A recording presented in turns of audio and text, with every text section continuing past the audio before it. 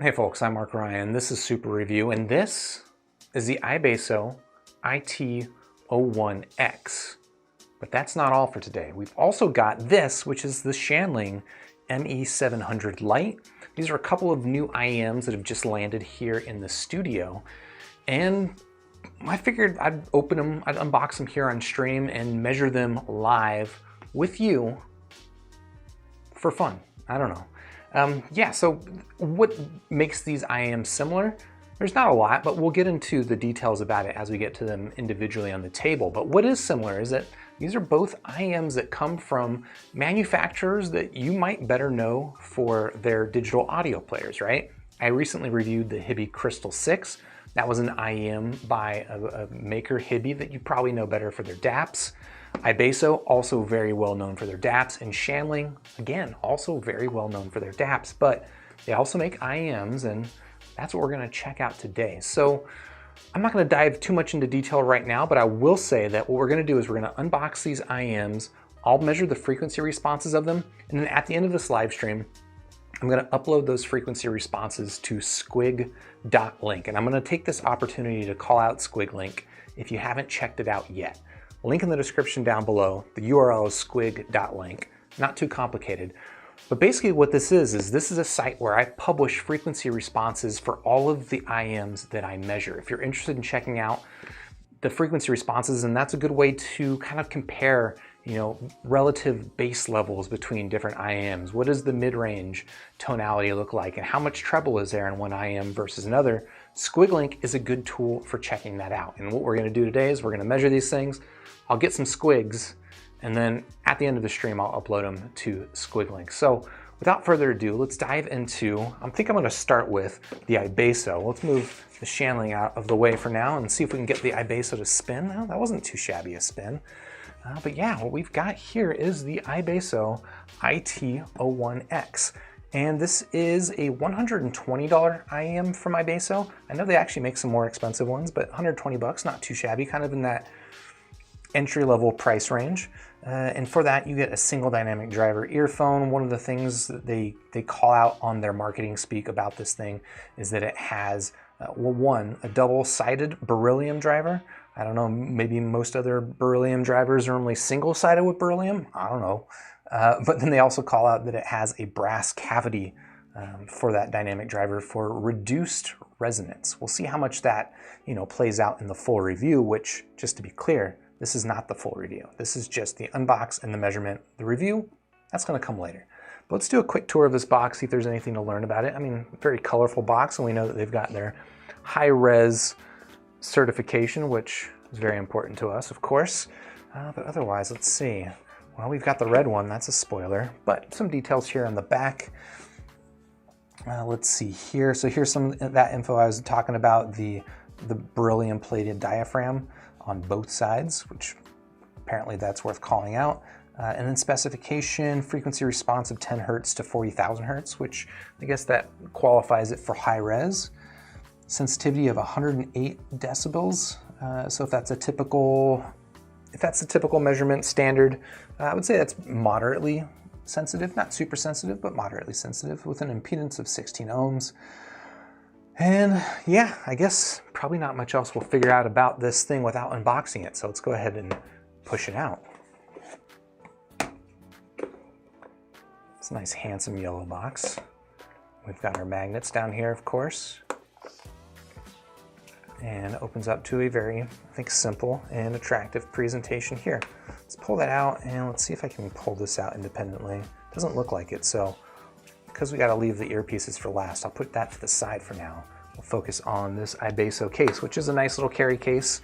Looks like they've used it to also package in their accessories, but yeah, I generally find these pucks to be pretty useful. They'll slip in and out of a pocket pretty easily.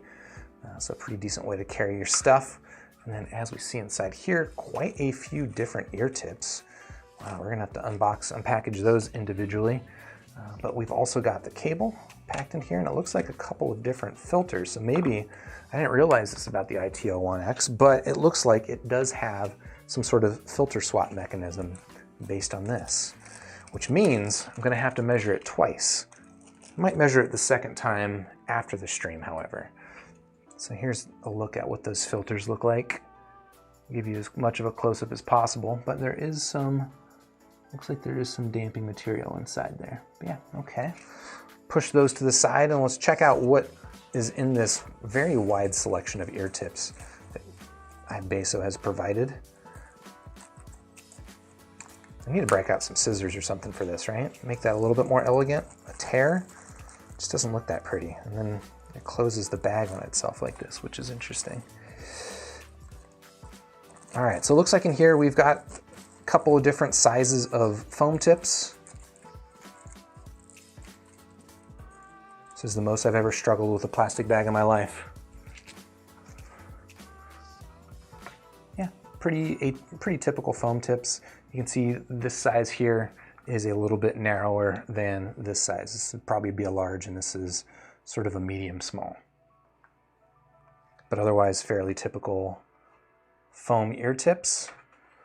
And here we've got, looks like these are going to be silicones, maybe of a shorter variety.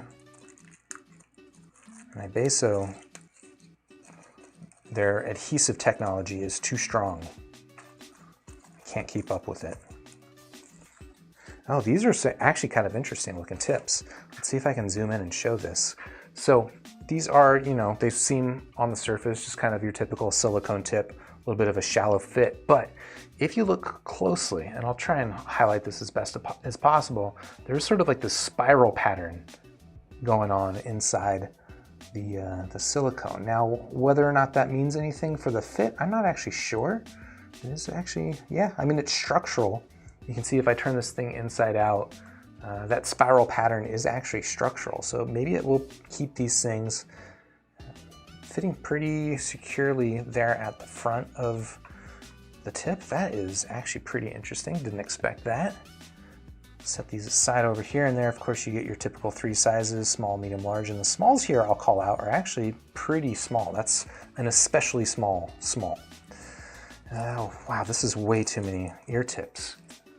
I was not prepared for 1, 2, 3, 4, 5 different pairs of ear tips. Or I should say 5 different sets of ear tips, each with 3 different pairs.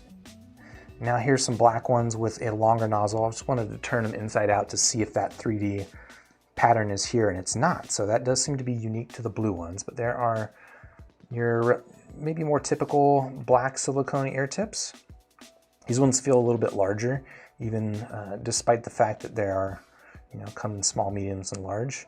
This small seems more like a normal small, whereas these smalls are pretty small smalls. We'll head into the white pair, and I almost expect there to be a set of instructions or something to explain. Oh, there was actually. I missed something in the unbox, so I'll show that in a second. I was going to say, I want some instructions on what are the differences between these ear tips. These white ones, these seem to be, again, pretty typical, but a little bit on the shallow fit. Kind of like the blue ones, which are shallow fit, but without that 3D structure in them. Interesting. We'll throw those up here. I'm going to need another table to make room for all these ear tips. And then finally, we'll get to our last set of ear tips. And I apologize for all the ear tip unboxing. I know you are here for the IEMs and the measurements, but I don't know. I'm actually kind of curious. Folks out there that are watching, what are your thoughts on unboxings in general? I know for me personally, I enjoy unboxings for a couple of reasons. One, it's just kind of exciting to see people open things, but also when I buy a thing, one, it's good to know what to expect, but also sometimes it is, you know, worth verifying. You can see what somebody got with the real box, and then maybe sometimes people make clones of products. And if you see the original unboxing online, that's a good way to make sure that you didn't get a clone. So anyway, these tips seem to be pretty similar to these tips, maybe a slightly firmer texture, but otherwise shape-wise, these both seem to be basically the same. Okay, I mentioned I missed something on the unboxing, and it's here. There's this little area for paperwork. We've got our iBasso warranty card. Looks like it was hand dated by somebody, which is actually kind of cool. And then we've got a fairly hefty instruction manual, which I think I'll go ahead and read page by page for everyone here, or maybe not. but there does look like there is some information about the ear tips, which I will dive into later. But for now, let's go ahead and focus on, oops, just kidding, let's focus on this cable, which on first impression seems pretty handsome. It's a nice looking cable.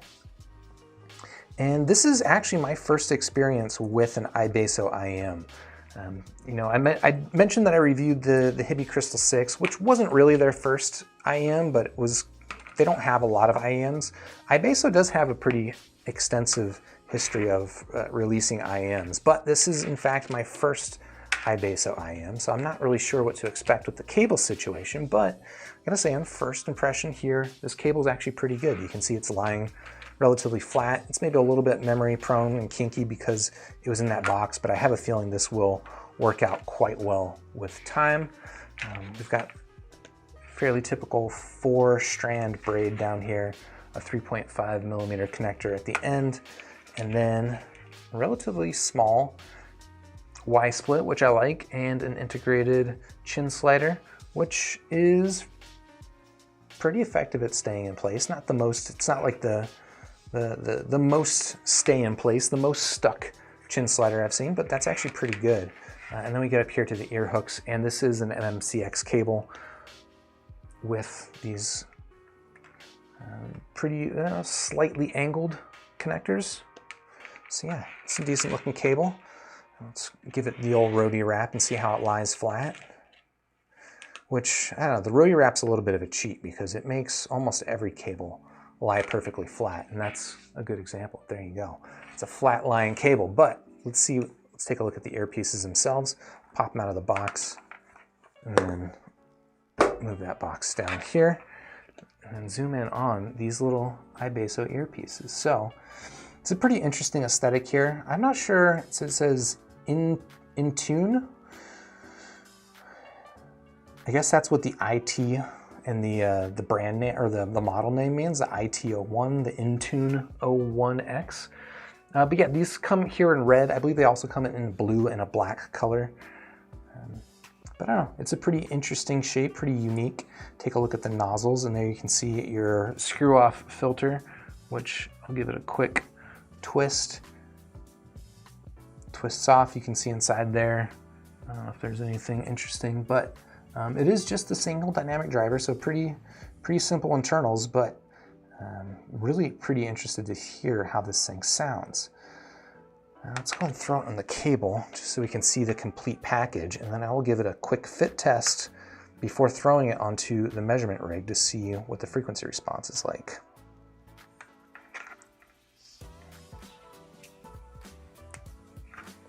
So there you go, there is your iBasso IT01X. Zoom in on that for the hero shot. And all your accessories. All right, let's give it a quick fit test. And these earpieces are pretty small. I guess I didn't really call that out. I just talked about how they look.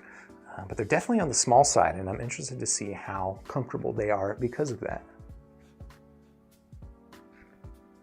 The nozzle is surprisingly long, so as much as they are small, they don't necessarily feel that small inside my ear. Although I can say like this, the conchable part of my ear is pretty relaxed and comfortable here. But yeah, the nozzle's a little bit on the long side, which is interesting. Isolation seems to be slightly below average, but isolation not a big priority for me. I would say it's fine enough for me, but yeah, there you go. There is the iBasso, playing with my microphone, iBasso IT01X. Let's go ahead and throw it up on my microphone and see what the frequency response of this thing looks like.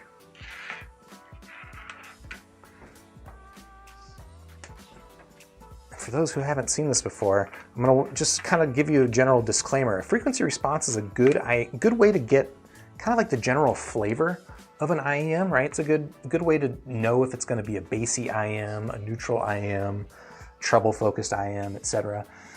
It's not necessarily going to be a good way to know how good is it.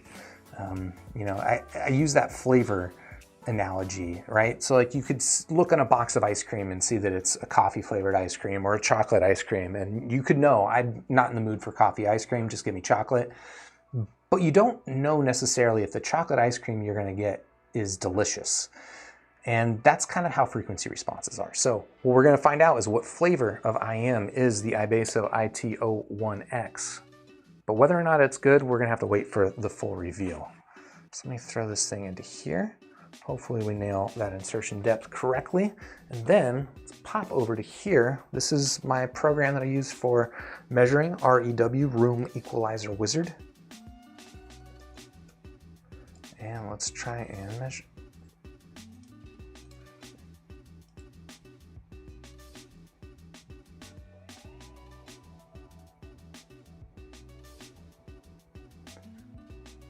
All right, I think I'm going to measure that again and lower the volume because it did actually seem to be more sensitive than expected. And then I'm also going to, so you can see, one of the things I do with my measurements is I try to make it so that this peak right here, this peak is basically a resonance peak within the microphone that's happening, okay? And depending on how deep I insert the IEM into the microphone is going to change where this resonance peak appears. The rest of the peaks are all going to be roughly the same, but this one I can adjust. And I try to get them all to be at around 8,000 hertz.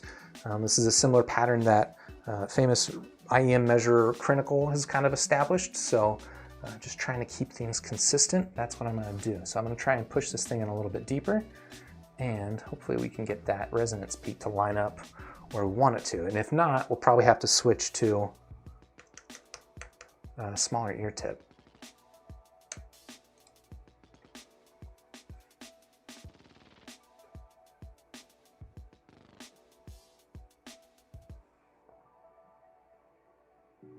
And there I inserted it too deep. All right, let's try one more time.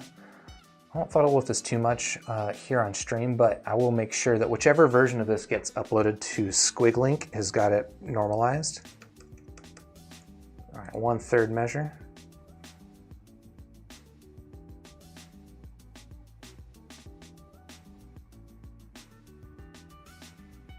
All right, that's gonna be close enough for now.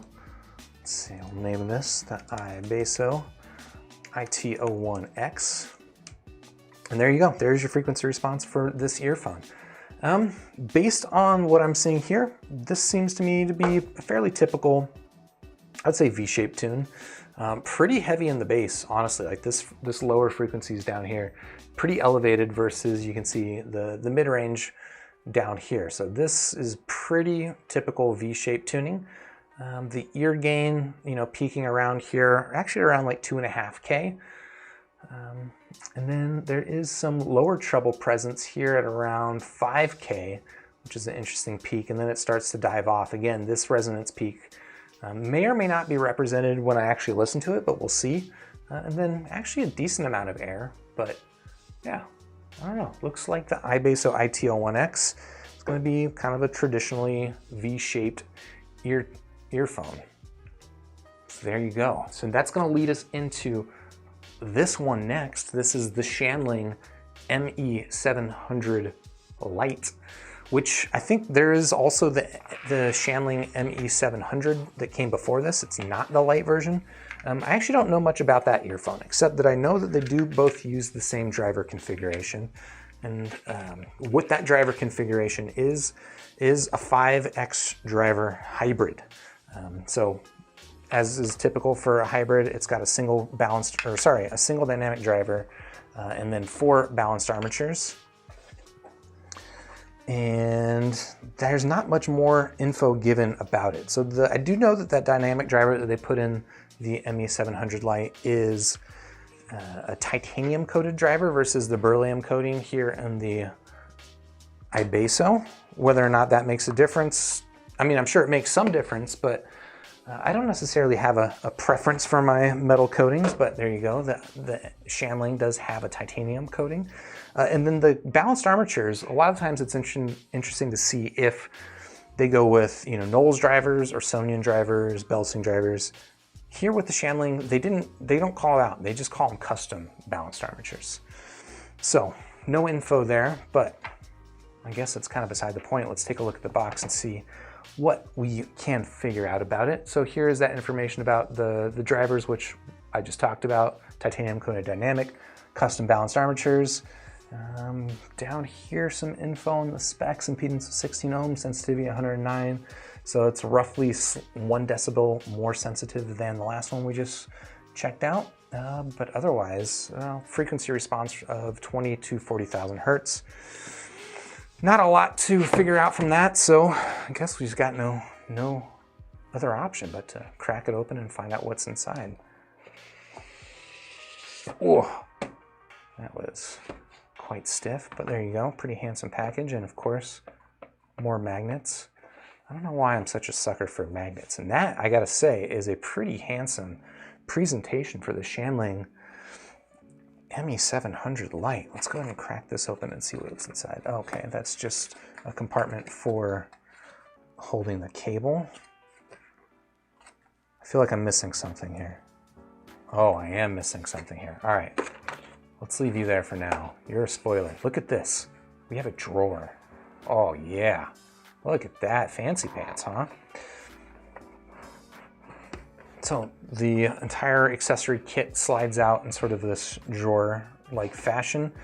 Down here we've got a number of different ear tips. We've got, what do they call these ones? Balanced. They call these ones soundstage ear tips, and these ones are vocal ear tips.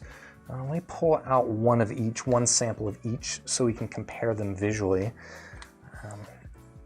You know, it's interesting that they always name these ear tips different ways, like vocals or bass or anything like that. And I don't always find that the effect really correlates to the naming, but it is nice to have a different set of ear tips that you can at least experiment with. Now, that said, holding these things all up to each other, let's say size-wise, they're all about the same. You can see that the bore size, however, changes between them. Here we've got a relatively narrow bore, here we've got kind of a medium bore, and this one here is a wider bore, which I don't know, looking at it on camera, it doesn't look that much wider, but I can say in person, it's quite a bit wider. And there at the angle, you can probably tell. So there you go. There are your different ear tips. Let's see if I can remember which one was which. Oh, they are color coded. I'm smart enough to figure that out. But then also here in the package, we've got a cleaning tool, pretty typical. Throw that aside. And then we've got a case, which is pretty handsome. And some paperwork. Let's see if we can make room for all this stuff on here. There's your paperwork for the Shanling ME700 Lite. Not complicated, but probably still more than I'm gonna read. And then here is again, I think this is a pretty handsome little case. It looks pretty convincing, but I'm gonna give it the smell test because I doubt that it's leather. Yeah, it's not real leather, but it looks pretty good. Nice and soft here on the inside. And honestly, so like this has got a nice look. It's got a magnetic closure, which is good. This sort of cavity down here, I've used cases like this before. I usually find this to be kind of a pain in the butt, but we'll find out when we live with this thing, how that is to live with. And for now, let's just go ahead and pull out the actual IEMs from the packaging.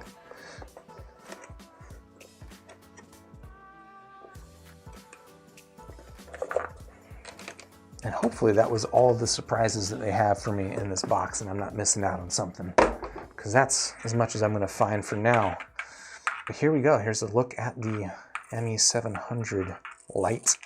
I think this is a pretty handsome earphone, if I'm perfectly honest, and I know you shouldn't judge an earphone based on the aesthetics, but just purely on the aesthetics here, I think this thing's pretty hot, if I'm honest. What do you all think about this? Generally, I'm just kind of interested in your thoughts on the aesthetics of either of these earphones. Oh, you know what? I did fail to mention a very important part about the Shanling ME700. So as you might have guessed from the unpackaging experience here, this is not a cheap earphone. So it's a 5-driver earphone. You saw that unboxing. The Shanling ME700 Lite is a $500 earphone. I should have mentioned that earlier. That probably would have changed your expectations for that unboxing, but there you go. So that is what the earphone looks like, completely unboxed and rotary wrapped. It looks like we've also got Nmcx connectors. I'll go ahead and pop those off so you can take a look. Nmcx connectors, we've got these earpieces which kind of got this semi-custom molded shape, a little bit on the large side, just based on how they feel in my hands, but we'll see how they feel in my ears. It looks like they've pre-installed kind of a moderately small tip, which is an interesting choice. And then there are your nozzles here on the Shanling. It does look like there's a vent here on the back, so hopefully we won't have to worry about any driver flex or anything like that. But let's go ahead and give this thing a fit test before we throw it in the measurement rig and see what it graphs like. All right, the Shanling ME700 Lite.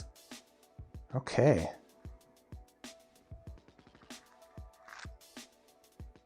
Yep. Okay, that fit is honestly, it's pretty good. The stems are a little bit on the long side, and you're probably saying that it's filling up my ear holes quite a bit, which has two effects. One, this is a very secure fitting IEM, I can tell that already.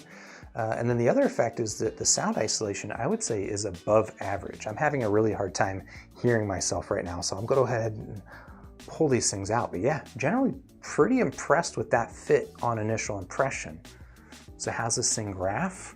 Well, I'm glad you asked. Actually, I just asked that. I shouldn't put words in your mouth, but let's go ahead and pull out the microphone and see what it looks like. So I'm starting with their small tips. This may or may not prove difficult for getting that resonance peak where I want it to be, but we'll start there since that's what they put on it. And then come over to here. Let's hide the iBasso measurement for now.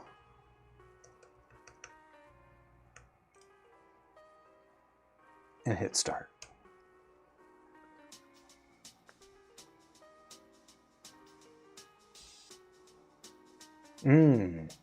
And we clipped, which means, so I actually did this at a lower volume setting than I did the iBasso, which just goes to show that this is an even more sensitive IEM.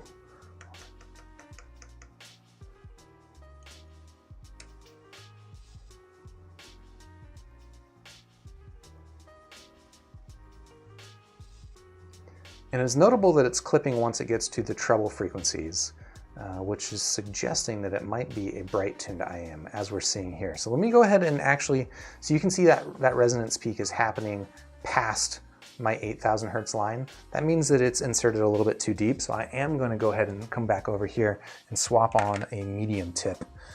And it looks like what we're using here is one of the, call these balanced ear tips. So I'll throw on the medium-sized balanced ear tip. And then that will give us a slightly shallower insertion depth, which hopefully will let us get that resonance peak where we want to see it. And that's really just for consistency.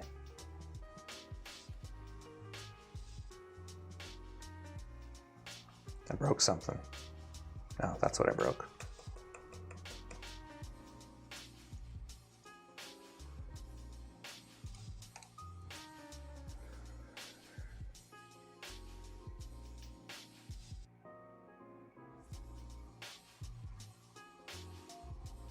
Okay, that did seem to roughly do the trick. We've got a resonance peak at about 8,000 hertz.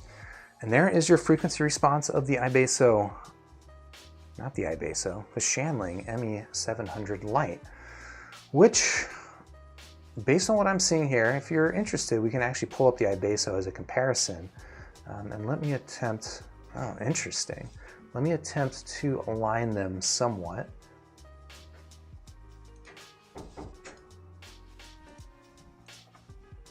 Although where they align is going to be a little difficult. We'll align them at 500 hertz, I guess. Oh, so these frequency responses are so different that I'll be honest, these are going to be difficult to compare at anything other than using sort of a decibel range, which I don't have access to right here. Once I throw them in Squiglink, you'll be able to do it there.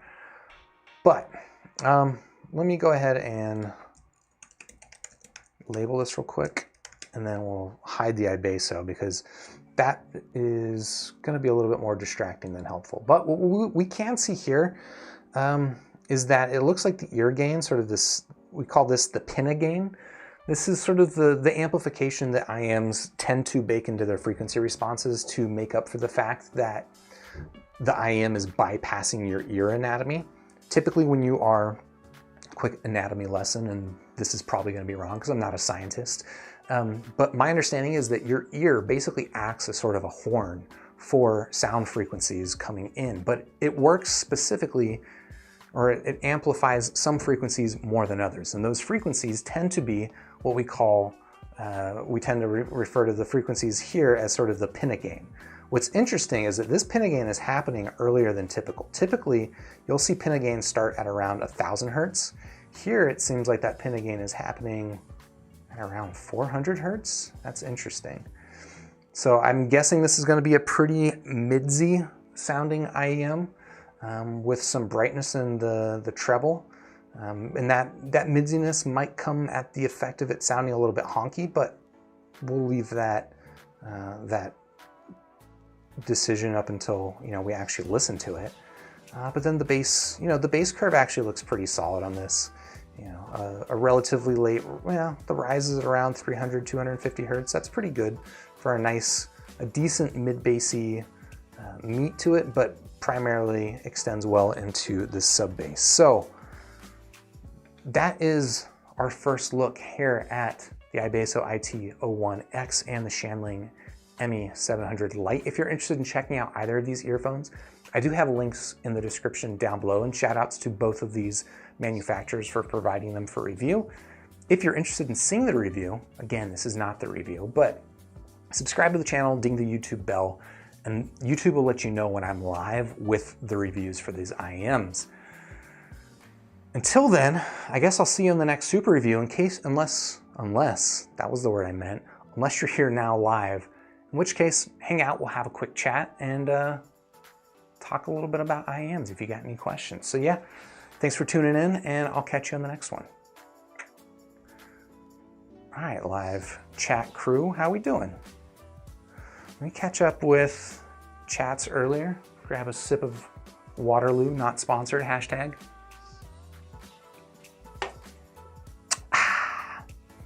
Umar, how's it going? Fixion, what's up? Kaede, Oi, what's up? Jeremy, nice to see you again. Cheebs, nice to see you there. Pythagoras, how's it going? Man. Sifan Dranzer saying, real talk, you should get the FiO M11 Limited. So I believe what Sifan Dranzer is talking about is a new FiO digital audio player, DAP. It does look pretty cool, I'll be honest. DNT Arc, of course, always. What's up, Wizard and Spiderweb?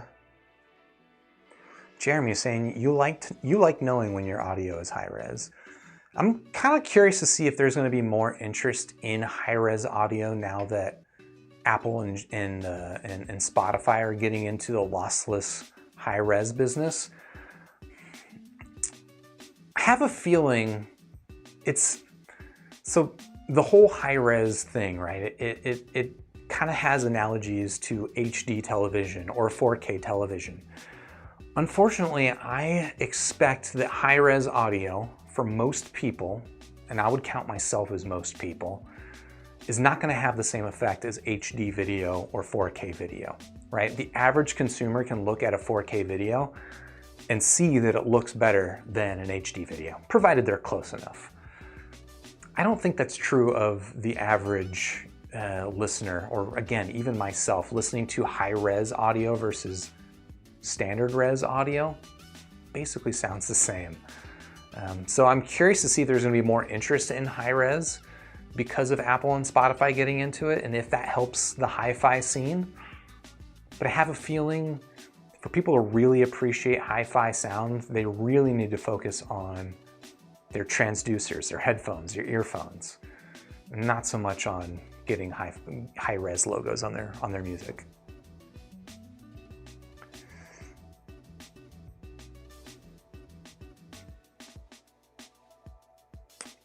Mr. Gent asking, Asla Sedna ear fit any good? So for those who aren't familiar, Asla Sedna, I'm looking around to see if I have any handy, but I don't. It's just a brand of ear tips. So, right, a lot of manufacturers, you get plenty of ear tips inside the box. And Most of the times this is what I listen on, is honestly just whatever comes stock, but if I really love an IEM, or maybe if I have trouble getting a fit with one of these stock ear tips, I will customize it. I will dip into my collection of third-party ear tips, and Asla Sedna is one of the brands that I like using the most. I think that what they make really good is they make the good outer shape, and that they have a nice wide bore, which I like. Their silicone isn't necessarily my favorite though. It's a little bit on the stiff side, so it doesn't quite grip in my ear as well as something like a Final E-type ear tip has probably my favorite silicone, just really nice and grippy, which helps get a secure fit. And I think also SpinFit does a pretty good job with their silicone. David K, only here for the ear tips. Well, this was definitely the episode for you to tune in for ear tips. Wizard saying, well, so this is when I was unboxing the iBasso. Wizard with a nice comment, well, guess you won't be needing to buy another ear tip with these. There's so many of them. Yep. And Jeremy, you're saying that you enjoy watching unboxing because it's cozy. DNTRX saying, I honestly just like unboxing things with my butterfly knife. I've seen your butterfly knife skills. Slightly scared, but I don't trust myself with a butterfly knife. I'll just say that.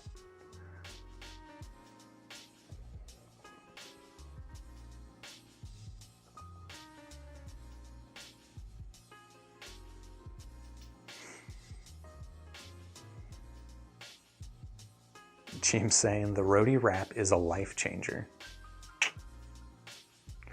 Yeah, if you haven't already adopted the roadie wrap, if you're wrapping your IEMs the old new way, right, you're missing out. Check out the channel. Look for a video I did not too long ago. In fact, it was a clip out of one of these live stream Q&As where I showed people how I wind my cables. This cable is actually a little bit on the interestingly stiff and memory prone side. We'll see if that breaks out, if that wears out with time. But it is at least a handsome looking cable. But yeah, the way that I wrap my ear tips, my cables, it just means my cables almost always lie flat like this, even though this is kind of a stiff cable. The roadie wrap saves lives. What's up, Precog? Nice to see you.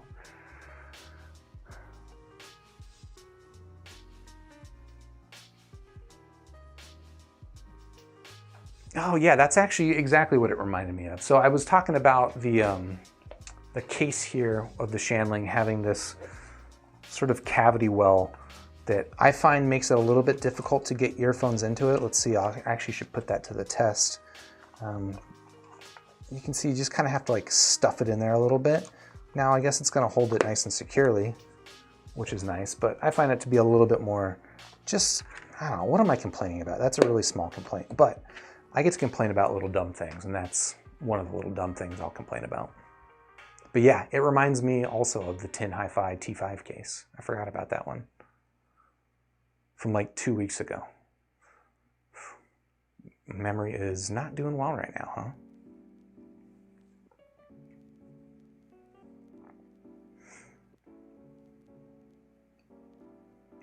And responses to the frequency response of the Shanling, let's see, we've got that treble is just whoa, looks lean, and I've got that actually looks fine, looks bright to me. That's a lot of upper mids. I like the lows though, so yeah, I don't know. So you can kind of see how people, if you're not already used to looking at frequency responses and being able to interpret them to help you identify the earphones that you like, try to find an earphone that you're familiar with and then look at the frequency response of that and then pull up something else that you're interested in, and you can start to see how people, you know, can look at one of those squiggles and start to interpret, oh, that's a bright tuned IEM, or that's a bassy one, or a V-shape, et cetera, et cetera. And it's nice to see that level of education, that level of graph education on display here in the live chat.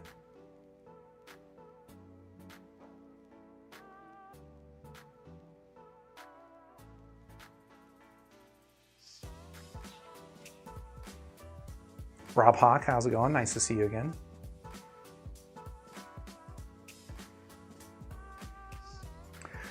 And Mervyn Dela Cruz, yeah, Spotify is getting lossless. You say it's too late because Deezer and Tidal did it first.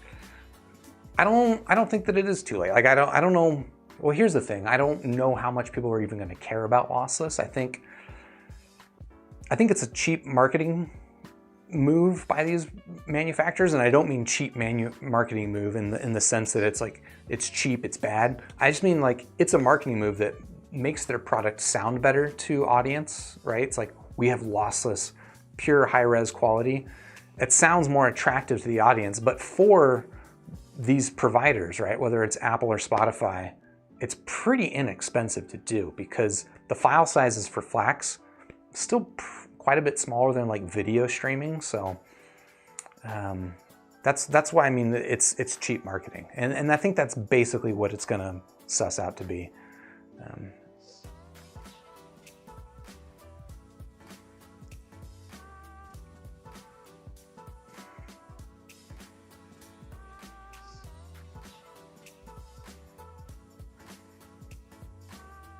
Christopher Denny asking, where do I get the shirt? So here's my high-res placebo shirt. This is actually available on my merch shop. Link in the description down below. I don't remember the URL offhand, but yeah, this is a Super Review merch shirt. RDN saying, make your final video shorter. I think it will reach more people than an hour-long video. So I've gotten this feedback in the past, right? Ever since I started doing live streams instead of edited videos, I get feedback every once in a while. Someone drops in and says the video's too long.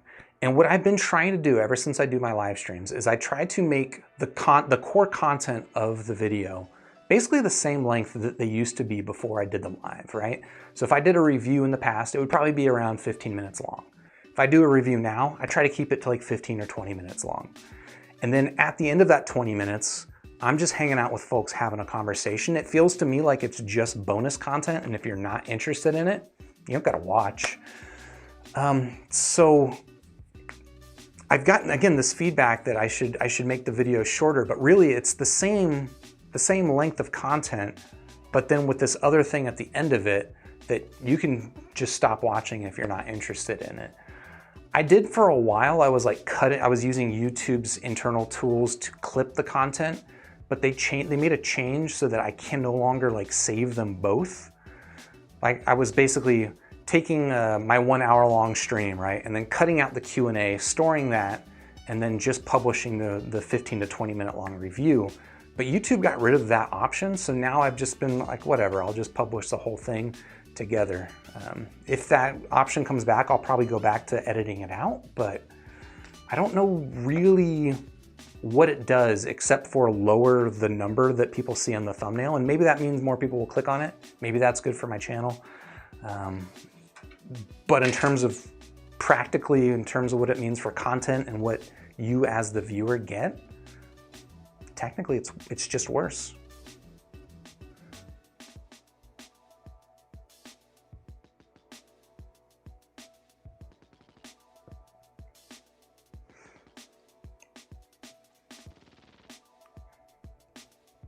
And Mervyn and Cheebs, appreciate you jumping in with kind of the same info.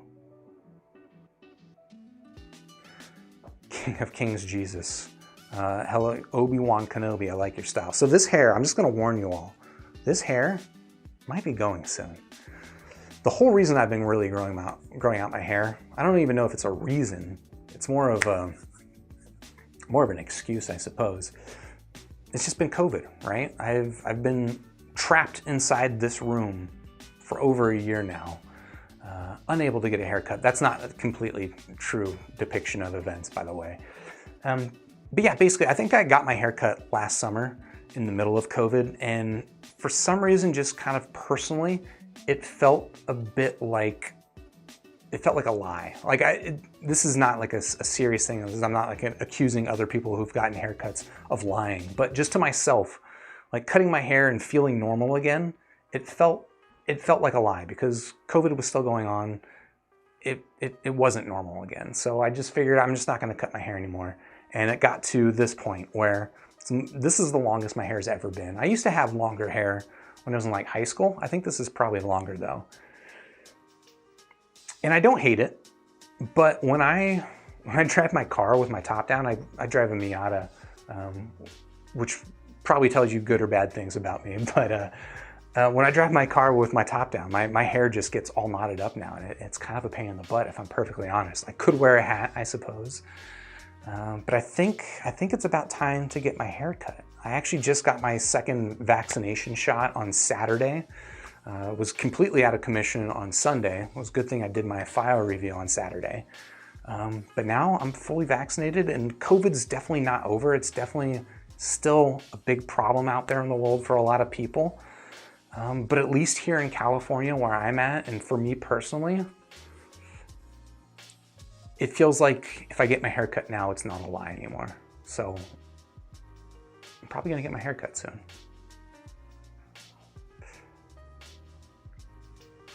Hope that doesn't disappoint anybody.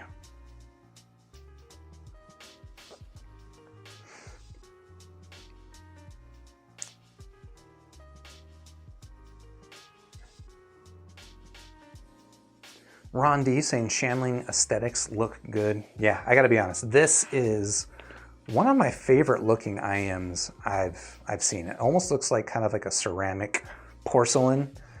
I mean, it's just a fairly basic white, right? It shouldn't be that impressive, but I think that is a pretty handsome look. And the fit, again, was pretty good. The frequency response, I gotta be honest, I'm a little bit concerned about here on the Shanling, but we will save that sort of judgment for actual listening, and I'm hoping that I like the way this thing sounds, because I like the way it looks, I like the way it fits.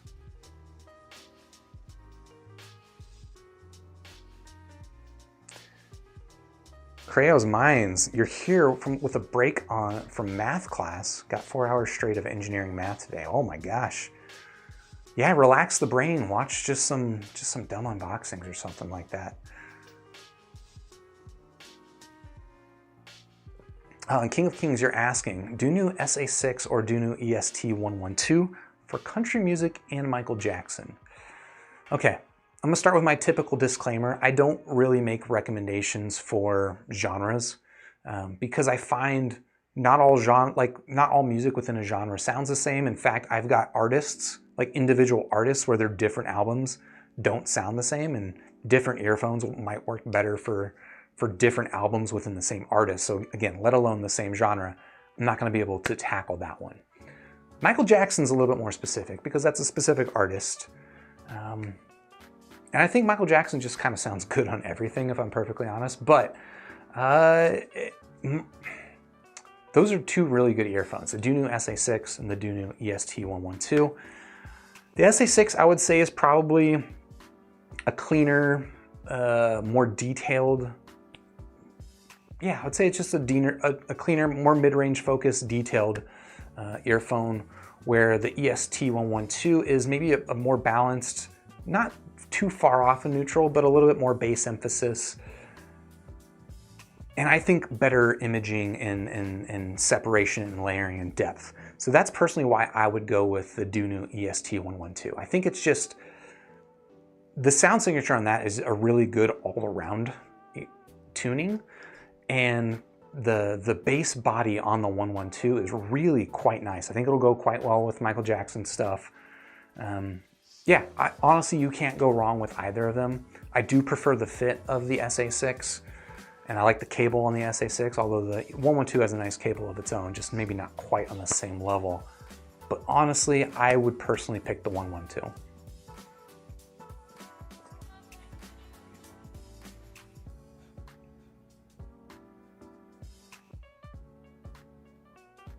Ajuna Deep, how's it going? Nice to see you again as well.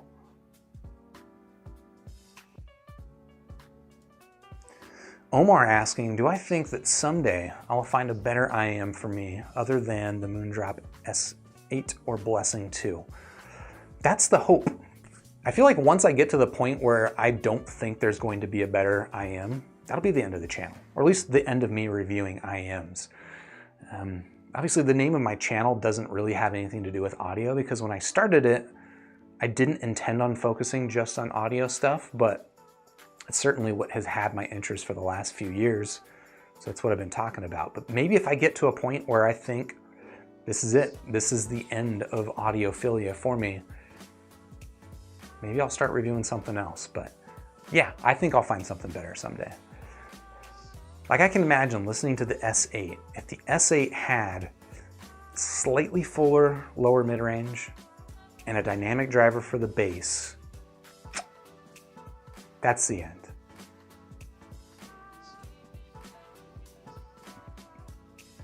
Gunnar Jones asking, am I still using the Canon N3 Pro, which is the digital audio player I reviewed, I guess maybe 6 months ago at this point? And the answer is yes. In fact, actually, I wish I had it here on hand so I could show you. I just recently got a custom-made leather back for it. So the Canon N3 Pro, it came with, and you probably saw this in the review, a faux leather case, all green. Like, it's a cool look and actually a pretty good case, but I don't love having cases on that player and some other players. However, I do like having the case on it for two main reasons. One, it's got a glass back, which means it's a little slippery in the hand. And then I hate setting the glass back onto a table and just having that click, click. Like I'm afraid, right? I don't want it to scratch. So for that reason alone, that's why I kept the case on it, but then I still wanted it to feel naked in the hand, better access to the buttons and stuff. So I actually went on Etsy and found someone that makes just like an adhesive leather back for iPhones. They custom cut some for me in the shape of my DAPs, and I now have a custom leather backing on some of my DAPs, including the Canon N3 Pro, which is one that I still use. Although lately my main DAP has been honestly the Hiby R5S. That's right. Get another sip of this Waterloo. Hashtag not sponsored.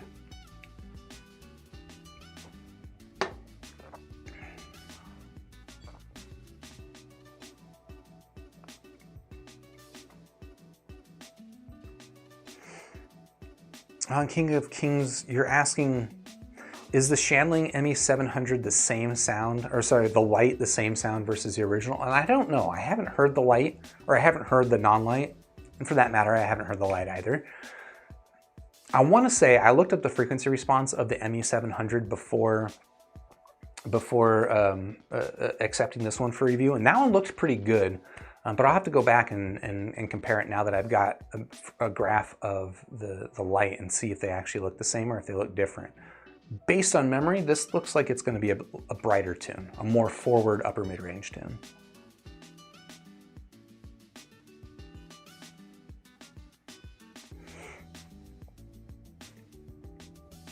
Ajuna Deep with a very important question. Referring to this background behind me, asking, is it a wallpaper creation of my own? And the answer is no, this is actually from IKEA. Yeah, IKEA makes these really large prints, and this is one of them. I don't know, what is it, like, probably like 7 foot tall by 9 foot wide. It's pretty large, and it's actually like kind of a cloth back. I put it back there for two reasons. One, just so my background was a little more interesting than a white wall, but also it provides a little bit of sound dampening, because in this room, without the walls covered in stuff, it's pretty echoey. So it helps that way. That said, I mentioned my hair is going to be gone pretty soon. There's also a good chance that background's going to be gone pretty soon, because I'm planning on rearranging my room a little bit. I'm going to move my desk from this side over to here, and then I'm going to move my camera from there pointing this way, I think. We're going to test it out.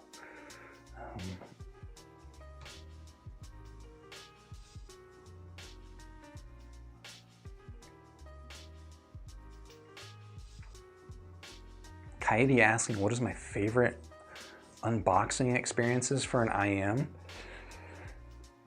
I think my favorite is honestly the AirPods Pro, just because they spin so well.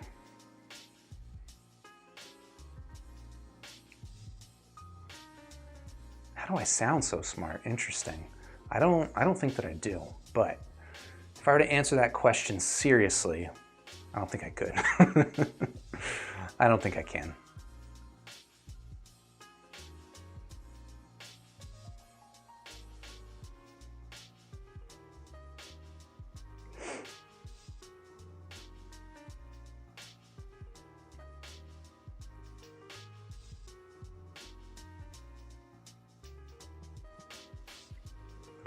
Diogo asking, am I planning to review the KZ-AST? I don't think so. It was like fall last year, the KZ-ASX came out, and it was in an all new design for KZ, like the body design was new. And it was a 10 balanced armature IEM, 10 BAs in each earphone. And I thought, also priced, I think over $100. And I thought maybe this is the sign that KZ has turned it around. So I bought it, and I don't like it. It sounds like most other KZs. So I know they've got some other new IEMs. Maybe they're better, but I'm probably not going to take a chance on them.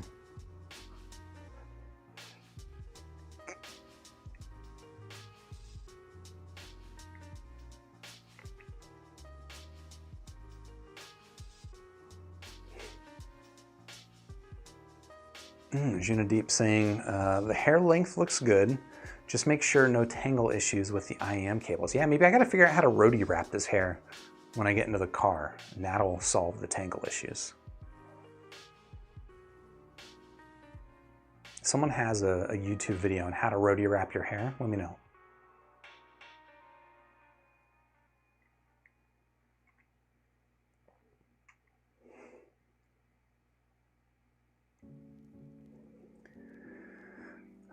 Rob Hawk asking, am I going to look at the Harmonic Dyne PD1? I gotta be honest, I'm not familiar with that one. I'll check that one out after the video though. Oh, and Gunnar Jones, you're gonna get your N3 Pro tomorrow. Cool. What about the N3 Pro are you most looking forward to? Kind of curious.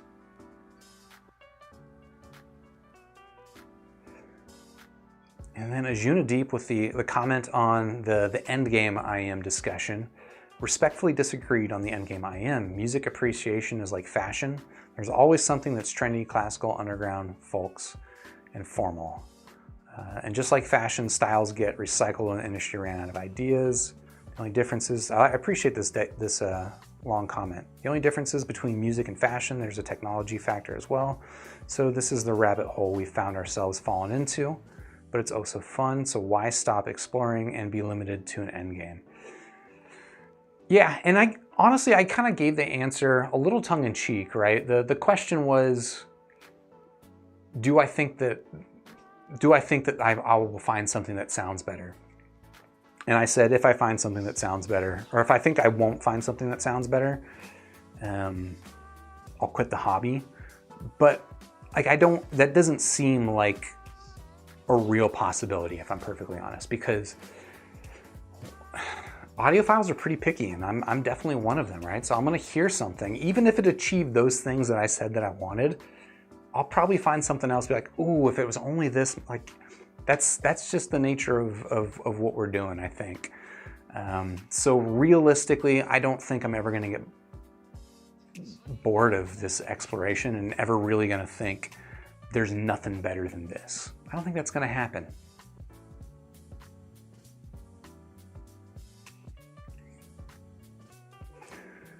King of Kings, thanks for the answer. We'll order one of the EST112. Thanks from Norway. Cool. Nice to have a conversation with Norway today. Didn't expect that.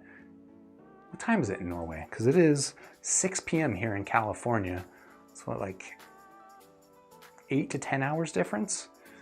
It's probably pretty early in the morning there. Are you up late or up early? Should you be in bed now? Sorry to sound like your mom.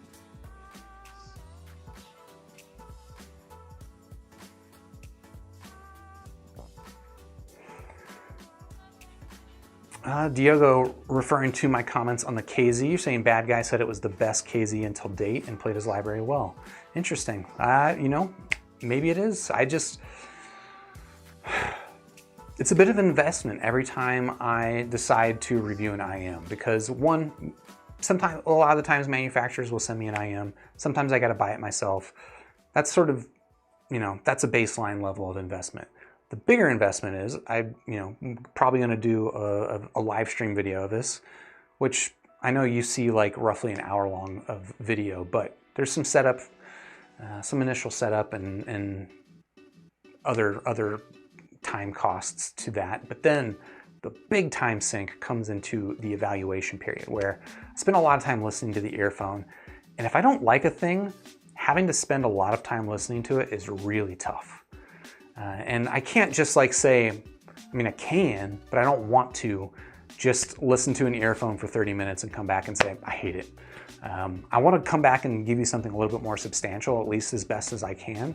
So I really do. Even the IEMs that I don't like, I end up listening to them for quite a bit of time and spending time comparing them, A-Bing them head to head with other IEMs that are comparable. And that takes quite a bit of my time. And there's only so much that I can do in a week, right? At maximum, I can probably review like 3 IEMs a week. That's my maximum, and that's me doing it a lot. So if I'm going to make one of the KZs, one of those 3 IEMs I review in a week, or let's say like I review 10 IEMs in a month, yeah, that's kind of the cost, if I guess, is the conclusion to that rant. Benjamin saying, show us your incredible Stardust. I actually, I don't have the Stardust here. It's out in the living room. I'll show it next time though. In fact, I posted a nice close-up picture of my Stardust on my Instagram page, which if you don't already follow me on Instagram, there's a link in the description down below. The IG handle is actually fake Super Review. There was someone else that already had Super Review. They were the fake one, but I just decided I'll be the fake one.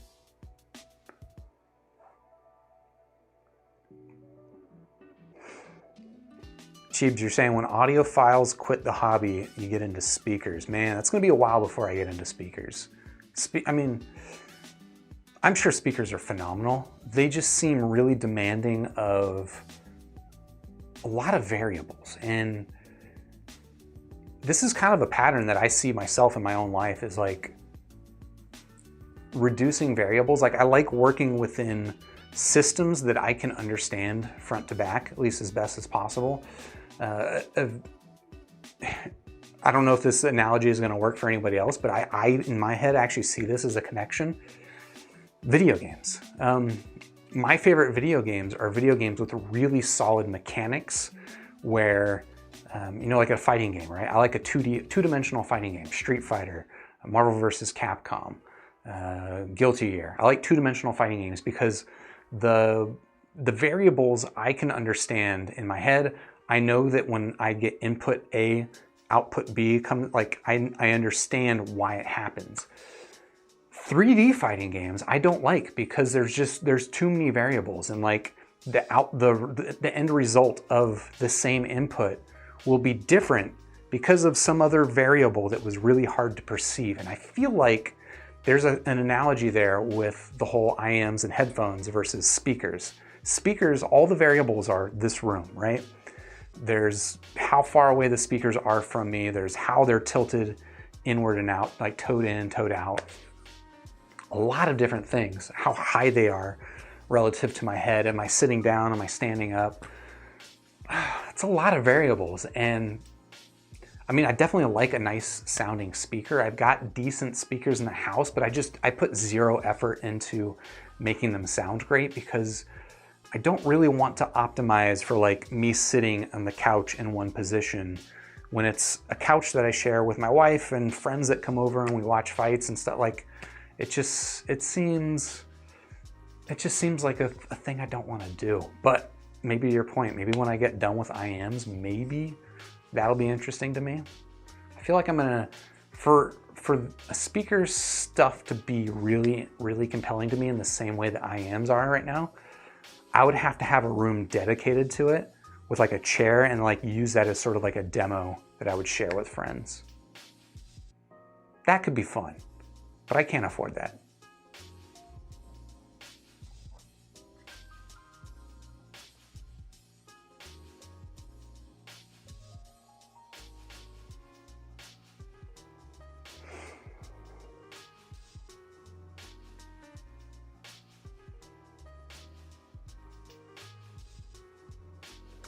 Omar asking, which smartwatch am I wearing?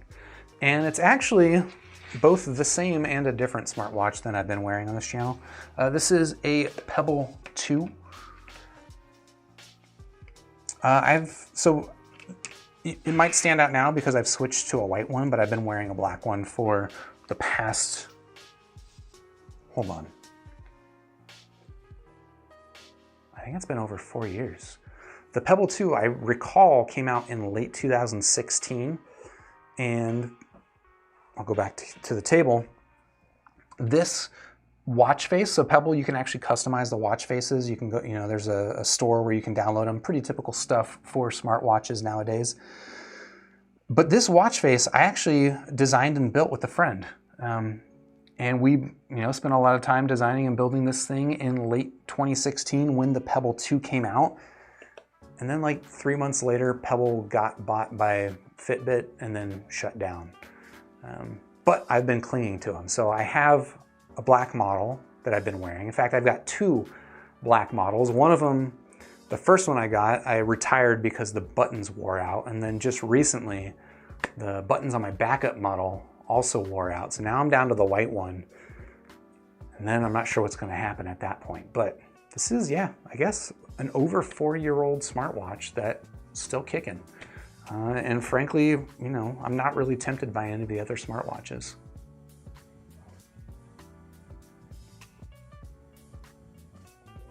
Gunnar Jones saying, Darkstalkers was your favorite 2D fighting game other than Mortal Kombat and Killer Instinct. Okay. I gotta be honest, I have not spent a lot of time playing any of those. The Darkstalkers would probably be the ones that would appeal to me the most, just because I'm a bit of a Capcom fanboy.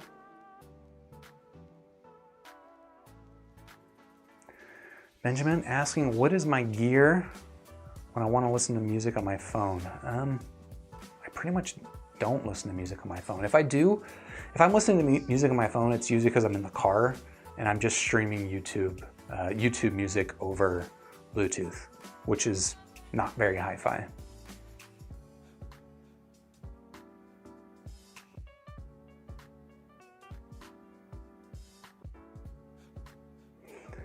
My Life Matters saying, can't wait for the review on the Shower EJ07M. This might be the killer with 4 EST drivers under, wow, I'm not actually familiar with that one yet, but 4 EST drivers under 500 bucks. I'm curious.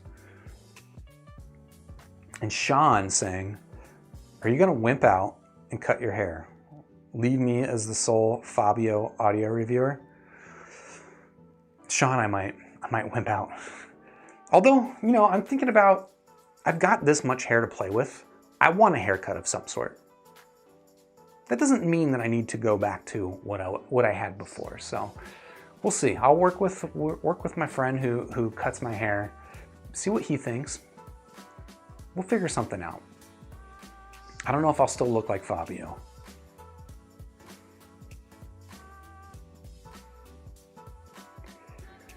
Can Kim saying, looking to upgrading your IEM. So you think about the Dunu SA6 and Moondrop S8, which one is your choice? And you had to add for classical and jazz. So again, the disclaimer, I don't make recommendations by genres. My recommendations I would personally apply to all genres.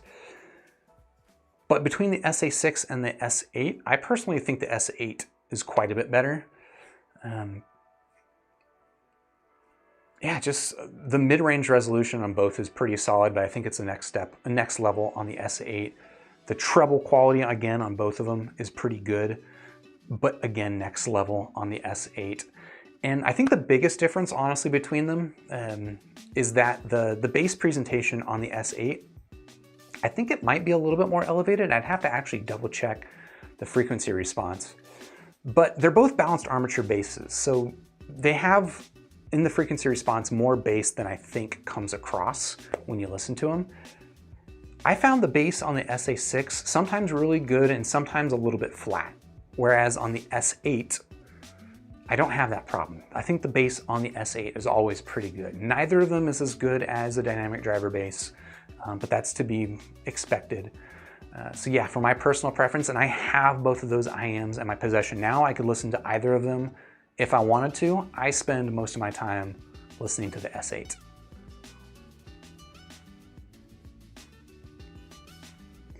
Mr. Gent, which best ear tips do I like? My ear tip selection really depends on the particular earphone, how it fits me best. If it always sounded the best, I think Final's E-Type ear tips would be my favorite, just because the shape and the texture on them I think is the best. But they're a little bit on the narrow bore side, and sometimes what they do to the sound is not what I want. So for that reason alone, I don't pick them all the time. I think Final's E-Type is a good pick. I think Final E-Type, they also make a TWS version, which has a wider bore. I like those as well. And then I think Asla Sedna makes a good ear tip. What else do I have over here that I use often? I mean, that would probably be like my top three. It would be Final E-Type, Final E-Type TWS, and Asla Sedna Lites. I think the Lite ones, if you're gonna get a Sedna ear tip, I'd pick the Lites just because the silicone material they use is a little bit softer and a little bit grippier. Cheebs, you think I should go for a pompadour? Okay, let's see. You think I could do it? Feels like that would require a lot of product, which if you've seen my morning routine, actually, it actually brings up another interesting point. I don't know if we want to talk about my hair too much, but so I mentioned my friend cuts my hair, and he's actually wanted to give me more stylish haircuts, I guess, in the past. But I've resisted because in the past, I commuted to work by motorcycle, and putting on a helmet over the top of hair with product in it just means that when I get to work in the morning, that product is just gonna turn my hair into, I guess, whatever shape a helmet turns your hair into. Basically, I don't think hair product and helmets mix, so I've really avoided doing any sort of product in my hair because of that. Now, I don't really have that commute. Maybe I will in the future, but I don't have that commute right now. I could use hair product, but it seems like a lot of work. Gunnar asking, have I ever heard Andromeda or Polaris V2? I haven't heard the Polaris, but I have heard the Andromeda, both the 2019 and the 2020 models. I didn't hear them back to back though, so my comparisons, they're tainted with, you know, a month-long gap in between them. But based on what I recall, I think the 2020 version is better. I actually really like the 2020 version of the Andromeda. That's an IEM I would consider buying, if I'm honest.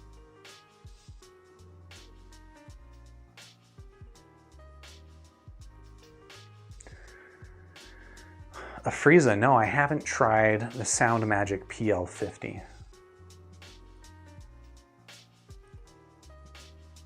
In My Life Matter, you're saying Symbio Mandarin ear tips are your favorite. That's actually one of the popular ear tips I haven't tried out, is the Symbios. I should, but I haven't tried those out. But I think that's gonna do it for this live stream. Folks, really appreciate y'all not only tuning in and watching the video initially, but sticking around, having a conversation with me on a Tuesday evening or Wednesday morning, wherever you're at. Really appreciate it. So if you like having a conversation, either with me or with other audio nerds, check out a link in the description down below to my Discord server, where I spend way too much time. We're talking about audio stuff. We got a new photography channel where you can post your pictures. Yeah, check that out. Otherwise, subscribe to the channel if you're not already, ding the YouTube bell if you haven't already, and I'll catch you in the next super review. Have a good one, folks.